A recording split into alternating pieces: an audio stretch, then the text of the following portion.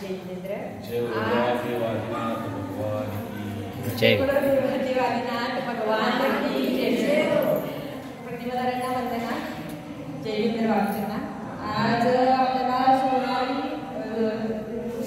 सुशांत चौगुले आपल्याला उत्तम शक्तीस त्या अदब धर्मांगाबद्दल उद्बोधन करणार आहेत। प्रबोधन करणार आहे, तरी तुम्ही सगळ्यांनी त्यांचं प्रबोधन ऐकलं। आपली भावना आहे शक्तिस्त भावना, म्हणजे शक्तीला न लपवता त्याग करणे म्हणजे शक्तिस्त भावना। पहिला मंगलाचरण नमोकार म्हणतात।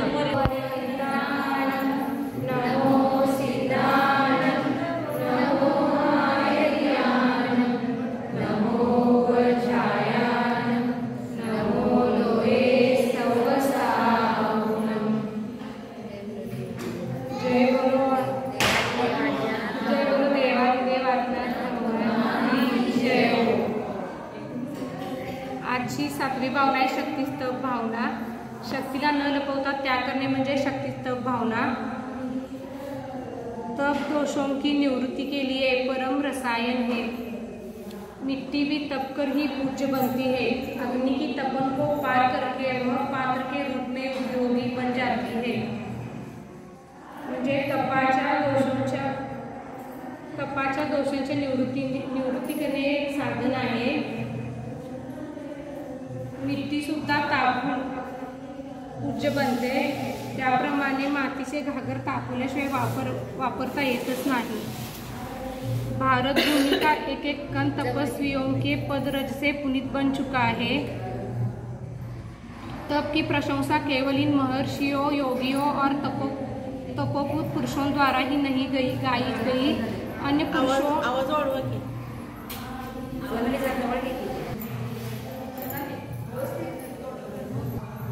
भारत भूमि का एक एक कण तपस्वियों के पदरज से पुनीत बन चुका है। तप की प्रशंसा केवल इन महर्षियों, योगियों और तपोभूत पुरुषों द्वारा ही नहीं गाई गई। अन्य पुरुषों, कवियों ने भी तप की यशोगाथा गाई है। राष्ट्रकवी स्वर्गीय मैथिली शरण गुप्त ने लिखा है, म्हणजे भारत भूमीतील एक एक कण तपस्वियोंच्या पदचरण स्पर्शाने पावन बनलेला आहे। तपाची प्रशंसा ही फक्त महर्षी, योगी आणि पुरुषांच्या द्वारे नाही केली आहे, ती अनेक पुरुष कवीने यांची यशोगाथा गायलेली आहे। त्याबद्दलच एका मैथिली शरण गुप्तांनी म्हटलेलं आहे, नारायण नारायण धन्य है नर साधना, इंद्र बनने की है जिसकी शुभ आराधना। नारायण नारायण मनुष्य जन्म हा धन्य आहे। इंद्र लोकांनी सुद्धा स्वर्गातील देवांनी सुद्धा त्याची शुभ आराधना केलेली आहे।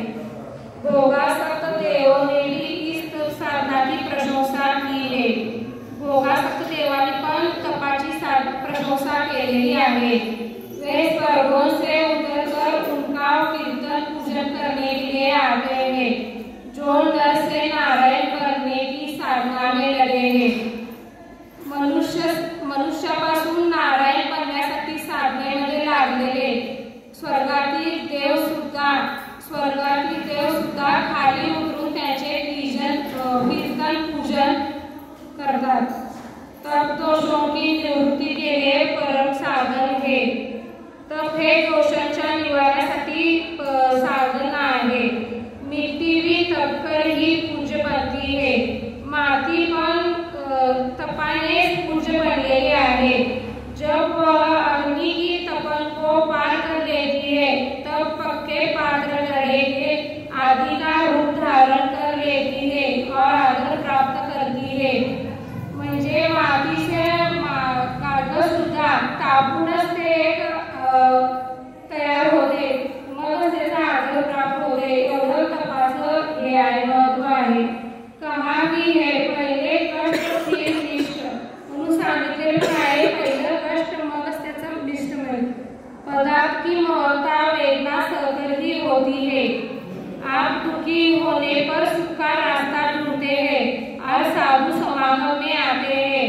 म्हणजे आपण दुःखी झालो तर साधूंच्या पशी समागमामध्ये जातो। साधु समागम में सुख मानकर भी यदि कुछ प्राप्त नहीं करते तो आपका आना व्यर्थ ही होगा। साधूंच्या समागमामध्ये पण तुम्हाला जर सुखाची प्राप्ती नाही झाली तर तुमचं तिथं जाणे हे व्यर्थच आहे। जिस भूतल पर हम रहते हैं वह एक प्रकार का जंक्शन है। आपण ज्या भूतलावर राहतो ते एक प्रकारचं स्टेशन आहे। प्रत्येक दिशा में यहाँ से मार्ग जाते हैं।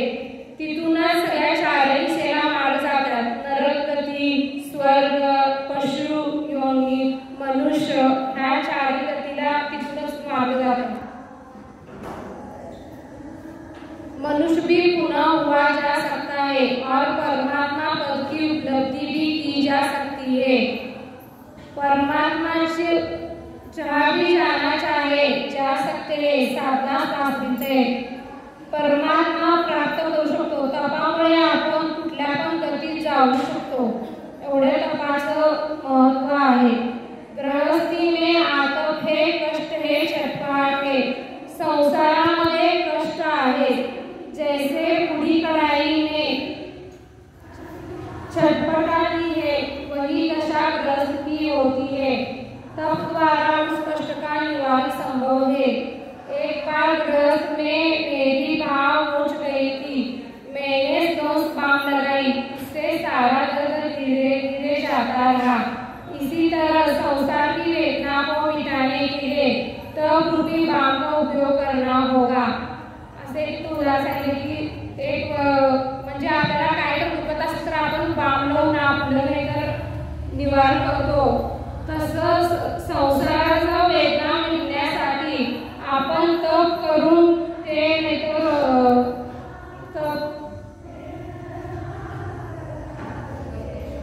तप केल्याशिवाय आपलं पण वेदना हे होत नाही। त्यामुळे तपाचं तप हे केलंच पाहिजे। कार्य सिद्धि के लिए तप अपनाना ही होगा। कार्य सिद्धि तप केल्याने कार्य सिद्धि होऊ शकते। लोहे की छड़ आदि जब टेढ़ी हो जाए तो केवल तप कर ही उसे सीधा बनाया जा सकता है, अन्यथा सभी साधन व्यर्थ हो जाते हैं। जसे लोखंडाला कापूनच ते वाकस तर सरळ होतं, तसंच आपण सुद्धा तप करूनच व्यवस्थित होऊ शकतो, नाहीतर सगळं व्यर्थ आहे। उसी प्रकार विषय और कषाय के केलेपन की निवृत्ति के लिए आत्मा को तपाना एकमात्र अव्यर्थ साधन है। तशाच प्रकारे विषय आणि कषाय कमी करायचा असलं तर एकमात्र अव्यर्थ हे तप हे एकमात्र अव्यर्थ साधन आहे। इच्छा का निरोध कौन करे? वानर नहीं, नर केवळ नर। इच्छाचा निरोध कोण करणार? वानर नाही, म्हणजे केवळ मनुष्य करू शकतो। वानर तो पशु है, वानर हा पशु आहे। नारकी पण करू शकत नाही इच्छाचा निरोध। देव भी नहीं कर सकते, देव सुद्धा करू शकत नाही। ये सब तो अपनी गलती का प्रायश्चित कर सकते, हे फक्त आपल्या चुकीचं प्रायश्चित करू शकतात। साधना तो केवळ नर ही कर सकता है, साधना तर फक्त मनुष्यच करू शकतो। म्हणून धन्य हे नर साधना, म्हणून मनुष्य जन्म खूप धन्य आहे। नर पद एक ऐसा मैदान है जहाँ पर नारायण बनने का खेल खेला जा सकता है। म्हणजे मनुष्य जन्म हा एक असं खेळ आहे जिथं नारायण सुद्धा मनुष्य जन्म करण्यासाठी एक महावीर कीर्ति महाराज जैसे बने क्या? महावीर कीर्ति महाराज जैसे तपस्वी आपके लिए आदर्श को बन सकते हैं, आपकी कालिमा का संकेत दे सकते, किंतु ये स्वयं आपकी कालिमा मिटा नहीं सकते। दर्पण आपके मुख पर लगे धब्बे को दिखा सकता है, लेकिन वह धब्बा जब भी मिटेगा आपके प्रयास से ही मिटेगा। आपको यह मनुष्य जीवन मिला है तो साधना करनी ही चाहिए। आपल्याला मनुष्य जन्म मिळाल्यामुळे आपली साधना ही केलीच पाहिजे, अन्यथा आप जानते ही है तप का विलोपन होता है, अर्थात गिरना। साधना के अभाव में पतन ही होगा।